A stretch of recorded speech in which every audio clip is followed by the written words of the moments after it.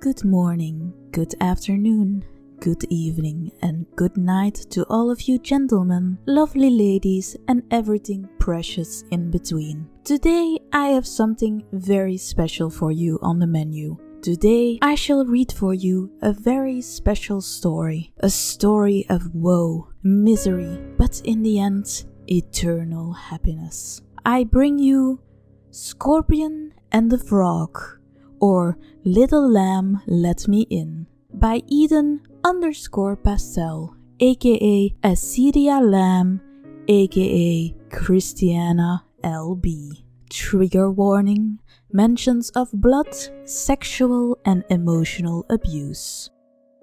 Red dust, ash fire. Red dust, ash fire. Flower, blood, cry, song. These images, smells, visions and sounds danced, curling within the winds of the gentle moaning lands of hell, beating with the blood of the land as the pentagram in the sky shone ever bright, creating a new terror. Within the distance of the usual bustling, clawing, vulgar and brutal war zones of the city, a soft patter resounded on the sodden earth of the woods. The trees was ever the same as the rest of the monotony of the land, red. Be it vibrant, dull, deep or soft, the shade of blood was painted throughout the land all the same, with its song of torture and sadistic pleasures. A gust of wind vomited up from the bowels of the barrier, bursting through the fronds and branches of the many trees and shrubs peppering the scene. A smoky black figure looms within the shadows of the vicinity. Its footsteps were soft. Soft steps are the most dangerous, did you know? When you can hear your enemy coming, when you can feel the terror and alert is when you're safest. The sweet, succulent and alluring poison of lies, treats and goods aplenty is the one to fear most. It will creep into your heart and mind and take hold oh so much easier, but you're never aware of the danger until it is far too late. These paw steps made their ways to the woods with claws scraping various pieces of dirt and leaf, a tune reverberating from the apple of its throat which carried the head of the beast, lurking in splendor of delight in suffering.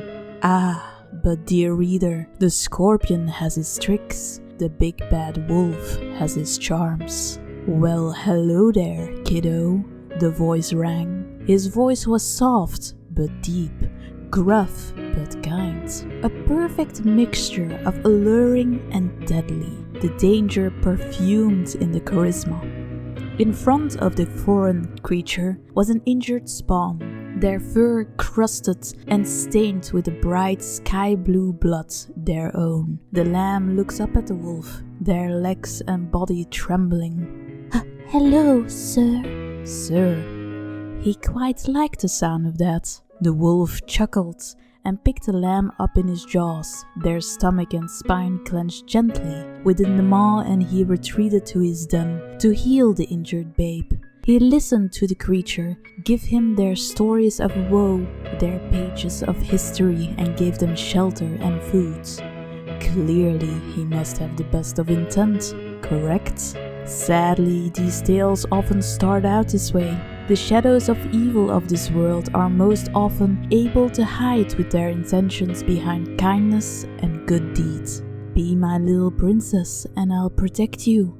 It's simple, isn't it? I could use someone to be mine, he smiled. Wouldn't you like that, little lamb? And so the little lamb lived with the wolf, being nurtured and cared for, with treats of fruits and milk and gentle physical affection aplenty, with the cost of the crown he gave. Black, black is love's potion.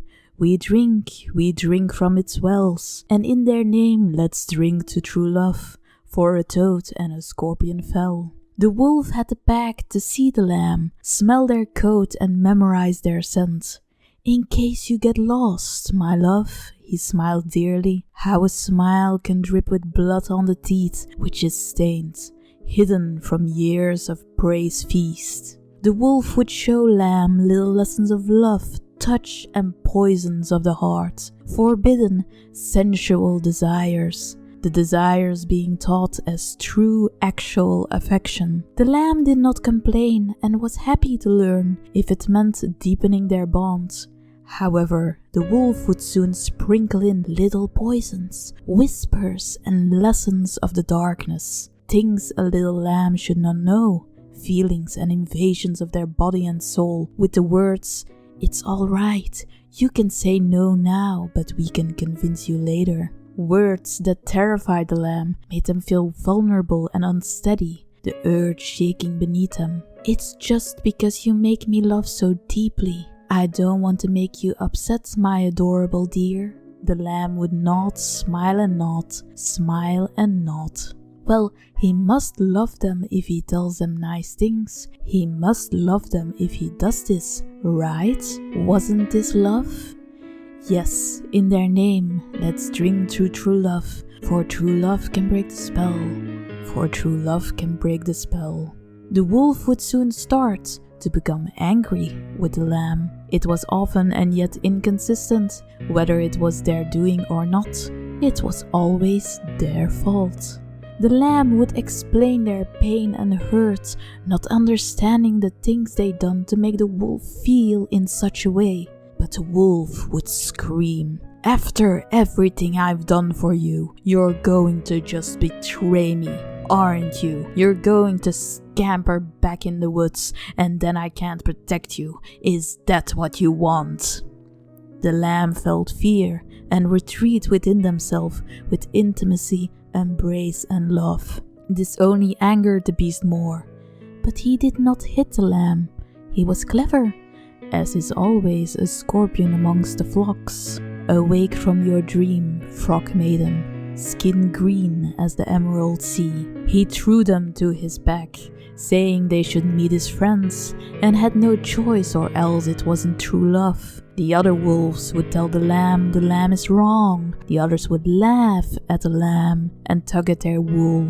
The others were the ones that hurt the lamb, and their wolf was the protector. Back to their wolf they ran, and he would gladly accept their apology, the apology which he was the one to owe. Let me tell you a tale of love that did fail. Prick, prick, prick goes the scorpion's tail. She blushed as she walked by the water, having known him the evening before. The lamb was told to stay in the den, days, weeks, months, so they can be safe, so no one can hurt them. That's what the wolf would say.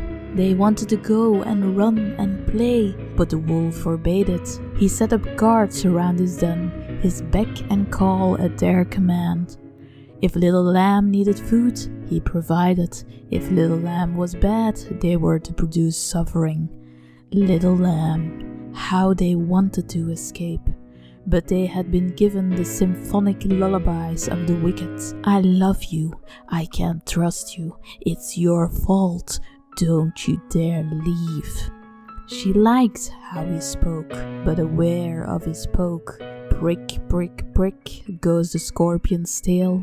Even when the lamb was convinced this was the day they would leave, this was the day they would run and never turn back, the wolf had his guile and lies, sweet honey words dripping in hidden venom and intent, love and sensual pleasures to which he would addict the lamb to.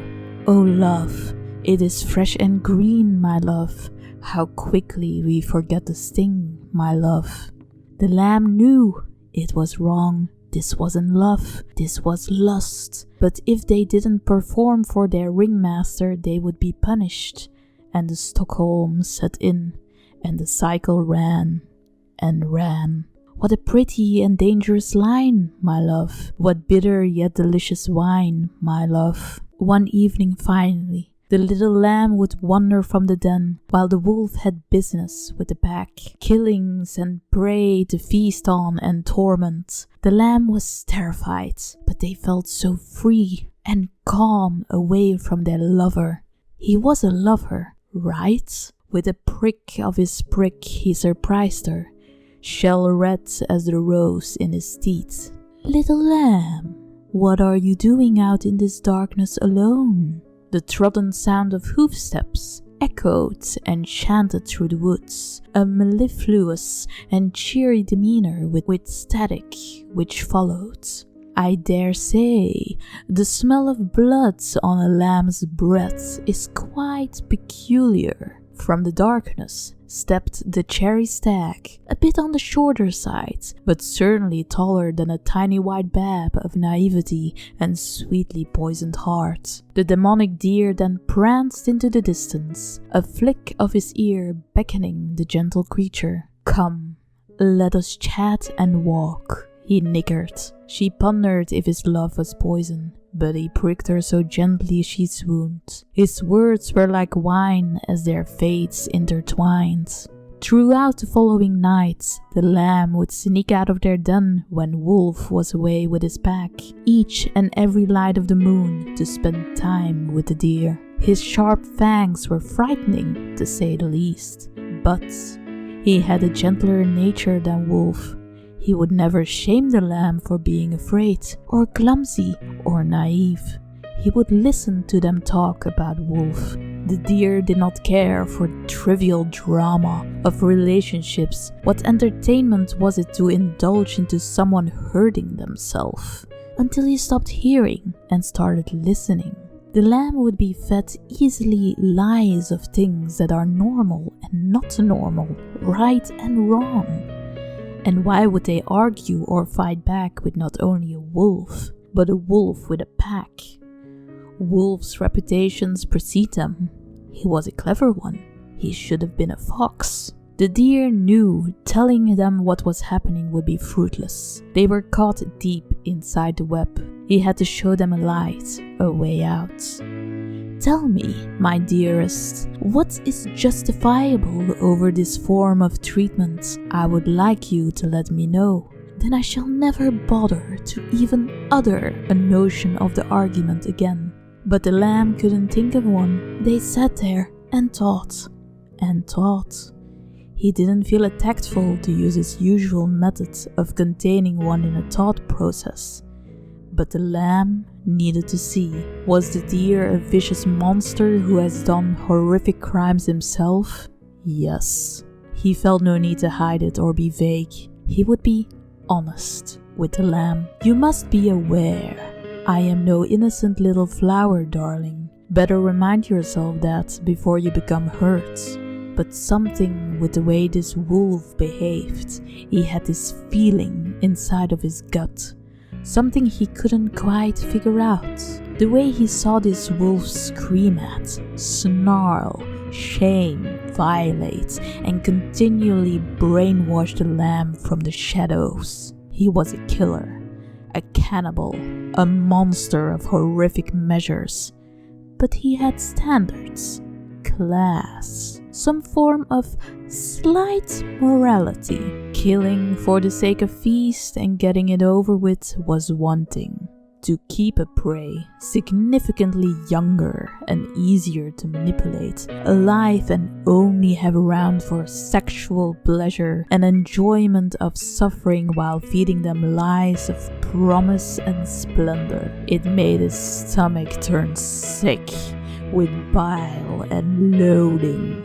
The lamb would even be convinced to partake in hunts, killings, and foul behavior, even if they protested against it, being met with fangs, mental beatings, and vomited words of horrific measures. She offered her back wide demurely. He climbed and they swam out to sea.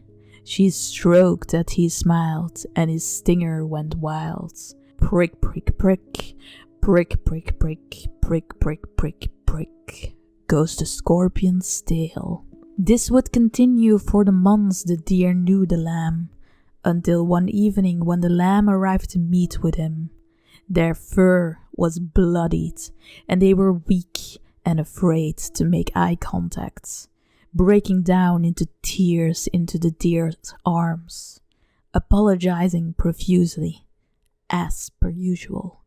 Apologizing for telling Wolf no. The deer could easily bite back his tongue with his usual golden smile. So why this time did they gather the bearings to say no? To stand up and go show the fellow when enough was enough. He could feel the shaking in the lamb and left, disappearing in the shadows with the lamb on his back, prancing, running, taking them away and bringing them to safety, with wolf's blood on his hoofprints.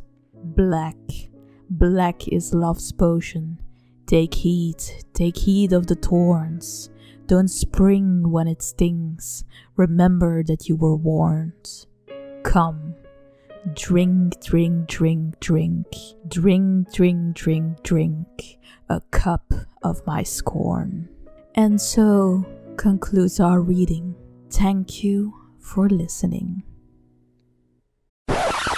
But don't turn off quite yet, because I had to stomp through this shit story and be drowned in the pure hypocrisy of it, and I'm happy to point out each and every one of those. Okay, let's see. Number 1.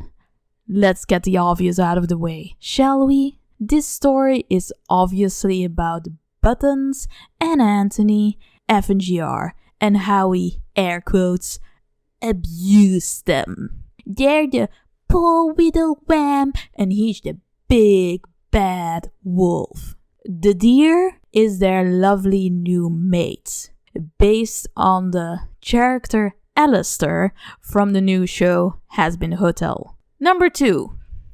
That lovely new mate they have is a known orbiter. Meet Ichabod or Citrus Quest or Nightlight as he now goes by. In September, this dude was outed as someone who was orbiting around Mintheart, who is 17 at the time, aka a minor. Without any question of her, he started talking to her about BDSM, safe words and everything about it, the large and small, just because Mint told him that her mom was watching 50 Shades of Grey. Not Mint herself, her mom. In the description you will find a link to the stream where Ichabod admits to everything of this. Now, number 3. Sadly, these tales often start out this way. The shadows of evils of this world are most often able to hide with their intentions behind kindness and good deeds. Be my little princess and I'll protect you. It's simple, isn't it? I could use someone to be mine, he smiled. Wouldn't you like that, little lamb? And so the little lamb lived with the wolf, being nurtured and cared for with treats of fruits and milk and gentle physical affection aplenty, with the cost of the crown he gave. This and many other parts in the story is something that is still happening right now with their current lover. They get sweets, caresses, roleplay cuddles, and Ichabod treats them like the little princess they want to be. I could name each and every part in this story, but then we'll be here next week. 4. The wolf had the pack see the lamb, smell their coat and memorize their scent. In case you get lost, my love, he smiled dearly. This is saying that they were introduced to the group, when actually it was the other way around. They introduced themselves and tried to insert themselves in each and every small little thing, trying to make everything about them. 5. The lamb did not complain and was happy to learn if it meant deepening their bond. However, the wolf would soon sprinkle in little poisons, whispers and lessons of the darkness, things a little lamb should not know, feelings and invasions of their body and soul with the words, "It's alright, you can say no now, but we can convince you later." Show of hands. Whoever forced something down Button's throat? Now another show of hands. How many times did they force something down your throat? 6. The wolf would soon start to become angry with the lamb. It was often and yet inconsistent whether it was their doing or not, it was always their fault. The lamb would explain their pain and hurt, not understanding the things they'd done to make the wolf feel in such a way. But the wolf would scream, "After everything I've done for you, you're going to just betray me, aren't you? You're going to scamper back into the woods and then I can't protect you. Is that what you want?" Yeah, not understanding the things they done to make the wolf feel in such a way. It would absolutely not be something like, I don't know, lying about him having molested you or sexually abused you? God, why would that make him angry? 7. He threw them to his pack, saying they should meet his friends and had no choice or else it wasn't true love. The other wolves would tell the lamb is wrong. The others would laugh at the lamb and tuck their wool. Correction. You were the one that came to us and were telling us how he had hurt you and that you were asking if it was wrong to overreact. Which you did. A lot. And we all told you time and time again, but you just simply didn't want to listen. And for the record, we didn't tell you to run back to FNGR. That was all on you and you alone. On the contrary even, I recall very vividly how we all told you to just block the dude and move on with your life, and not a week later you were back with him. If anything, the lamb donned some wolf's fur and bit us in the back. 8. Throughout the following nights, the lamb would sneak out of their den when Wolf was away with his pack, each and every light of the moon to spend time with the deer. His sharp fangs were frightening to say the least, but he had a gentler nature than Wolf. He would never shame the lamb for being afraid or clumsy or naive. He would listen to them talk about Wolf. Remember how she was so adamant about hidden relationships and FNGR cheating on them? Weird how they have absolutely no problem with making it look like they absolutely cheated on him. Which wouldn't surprise me for a bit. It's always the ones that are the most angry with a crime that have done it themselves in the past. 9. To keep a prey significantly younger and easier to manipulate alive and only have around for sexual pleasure and enjoyment of suffering while feeding them lies of promise and splendor. Who sent who the nude pics? I heard or believe that Anthony was asking for those in the hospital. 10. The lamb would even be convinced to partake in hunts, killings and foul behavior, even if they protested against it being met with fangs, mental beatings and vomited words of horrific measures. On the contrary, the widow wham did their darnest best to bring the prey to the pack themselves. No one asked them to do it. They did it because the prey had slighted them. They even brought a young kitten to the pack because it had hurt their pride. 11. And let's not forget the intended murder at the end of the story, shall we? Because Buttons is absolutely not below the fact of fantasizing about murdering their ex. Sane individual right there. And number 12, as those were the biggest points, I want to come back to the sexual pleasure thing. So in their weird mindset, it was the wolf that made them do weird, lustful and sexual stuff. But, he isn't around anymore, is he? The lamb got away from the wolf, right? Then why is the lamb suddenly drawing a lot of NSFW art and saucy art to please their little dear lover? And their lamb persona looking so little, cute and childish, really doesn't help it. And you know, one last petty point, because I'm a petty little bitch. This person is trying to publish an autobiography. Take your time to pause the screenshots of the story to read it carefully. Hopefully they have enough money to hire a proofreader. And an actual good one, because with the way this is written right now, like hell if someone will ever buy that book full of lies and slander. Except for when it's under fiction.